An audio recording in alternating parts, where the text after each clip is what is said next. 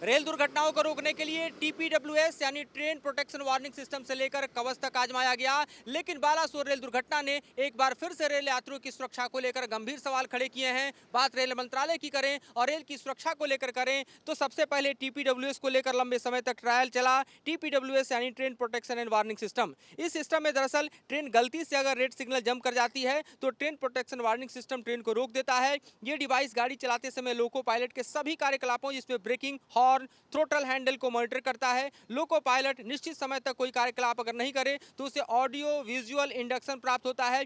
इस तरह से लैस टीपीडब्ल्यूएस को लंबे समय तक ट्रायल किया गया, लेकिन वो भी उतारा नहीं जा सका। उसके बाद दरअसल टीपीडब्ल्यूएस के बाद जो सवाल उठकर सामने आया वो दरअसल था कि किस तरह से कुछ नए सिस्टम अख्तियार किए जाएं ताकि रेल दुर्घटनाओं पर लगाम लगे। और उसके लिए टीसीएस की जगह एक बार फिर जो है यूरोपियन ट्रेन कंट्रोल सिस्टम लगाने की तैयारी की गई और बीच में टीसीएस को लेकर भी बात हुआ, लेकिन टीसीएस की जगह यूरोपियन ट्रेन कंट्रोल सिस्टम जो है वो रेलवे को ज़्यादा मुफीद लगा, लेकिन उसको भी आजमाने पर कई तरह के सवाल हुए। हालांकि ये full automatic train protection system है और लोको पायलट को कैब के अंदर ही सिग्नल दिखता है, जिसके चलते ऐसी दुर्घटनाएं नहीं होती।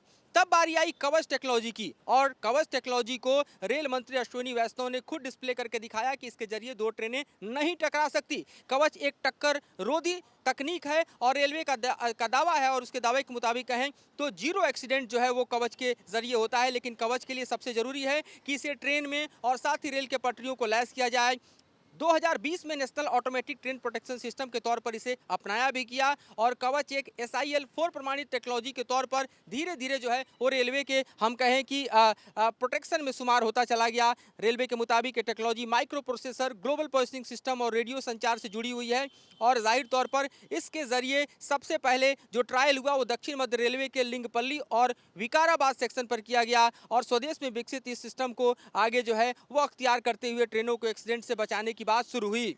लेकिन कोरोमंडल एक्सप्रेस के दुर्घटनाग्रस्त होने के बाद और खास तौर पर हमने देखा कि किस तरह से जो हावड़ा और चेन्नई का एक्सप्रेस है, कोरोमंडल एक्सप्रेस है, उसके अलावा इस घटना के चपेट में एक जो बोगी और खास तौर पे पूरी की पूरी ट्रेन उसकी जो है गुड्स ट्रेन आई। उसके बाद ये सवाल उठने लगा है कि क्या कवच प्रोटेक्शन सिस्टम इन ट्रेनों में लगा था और लगा था तो क्या वाकई ये सिस्टम काम करता है। ये सवाल अभी इसलिए क्योंकि कवच प्रोटेक्शन सिस्टम इनमें लगा था या नहीं लगा था या फिर टीपीडब्ल्यूएस इसमें था या नहीं था, ये सवाल अभी भी जो है बना हुआ है।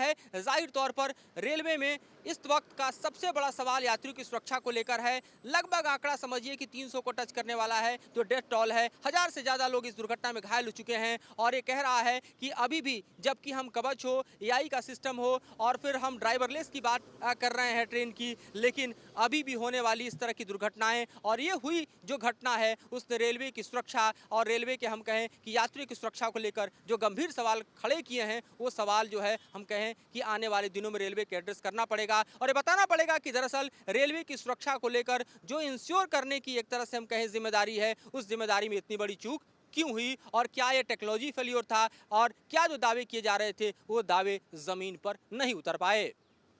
बड़े सुभाष चंद्र के साथ मधुरेंद्र कुमार, न्यूज नेशन, दिल्ली।